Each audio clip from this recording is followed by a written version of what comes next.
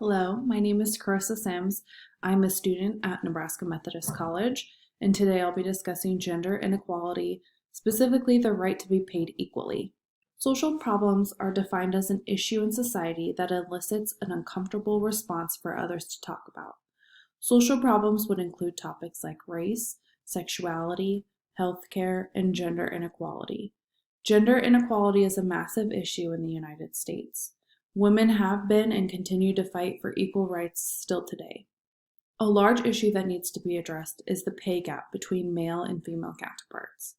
Women have been working in the same jobs for less pay for years. An article by Amanda Barroso and Anne Brown discuss in great detail the pay gap between men and women. In 2020, women earned 84% of what men earned.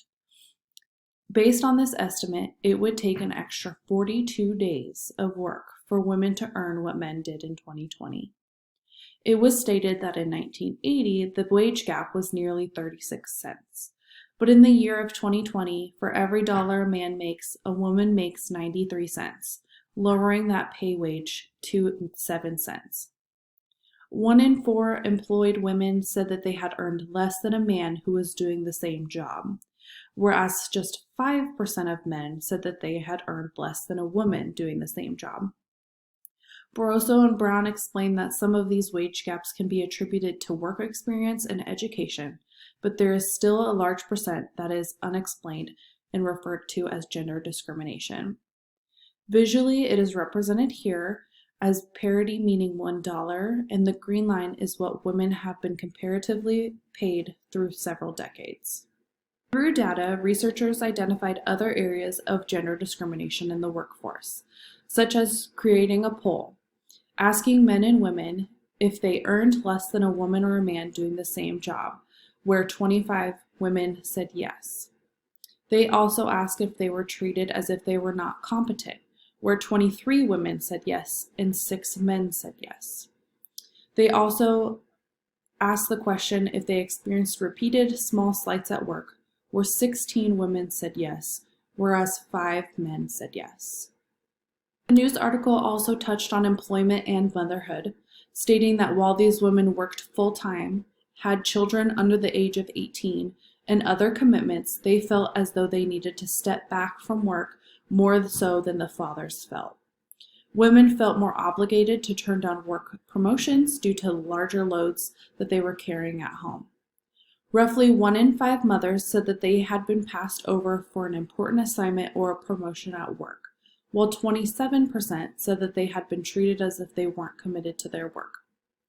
This news article then concluded that 45% of the surveyors wanted gender equality, meaning women getting paid the same as their male counterparts in that same position. They also agreed that gender inequality didn't just mean putting women in managerial positions or in positions of leadership. They wanted women to simply be treated the same. In healthcare, this gender inequality still hovers like a black cloud. While the gender pay gap is still in the works, gender inequality is apparent in other ways. According to the article presented by Forbes, women in healthcare are not immune to this gender discrimination. Gender discrimination laws are federal regulated and stated in all employments across the United States. Gender discrimination is explicitly outlawed in the United States under the Title VII of the Civil Rights Act of 1964, a federal law that prohibits employment discrimination based on race, color, religion, gender, or national origin. In this instance, the article acknowledges the issues of gender discrimination specifically mentioned in that example of the surgeon in the OR, and also correlates with the gender pay gap. A scholarly article also performed specific research on how this is happening. Their research showed in 2015, on average for a hospital employee, an annual salary for a male was nearly $73,000, and for a female, it was only $68,000. This displays nearly a $5,000 pay gap for performing the same job, with presumably the same education and previous work experience. They also asked the questions, if there's a pay gap, maybe there are more men in the administration position in healthcare. They began to collect that data and concluded that the healthcare category for the year of 2015, 92 males had held an administrative position compared to 158 females. Specifically for healthcare and hospitals, there was no explanation provided by Hunt, Rucker, and CARE other than the recognition of the pay gap. Furthermore, by not collecting research as to if there is a pay gap, researchers need to do more investigating as to why.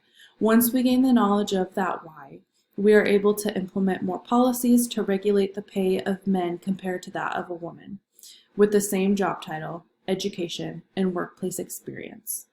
So my question is for you, what do you think needs implemented to create a change to decrease this pay gap? And what issues do you think might be created by solving the pay gap? I'm interested to hear your thoughts and opinions.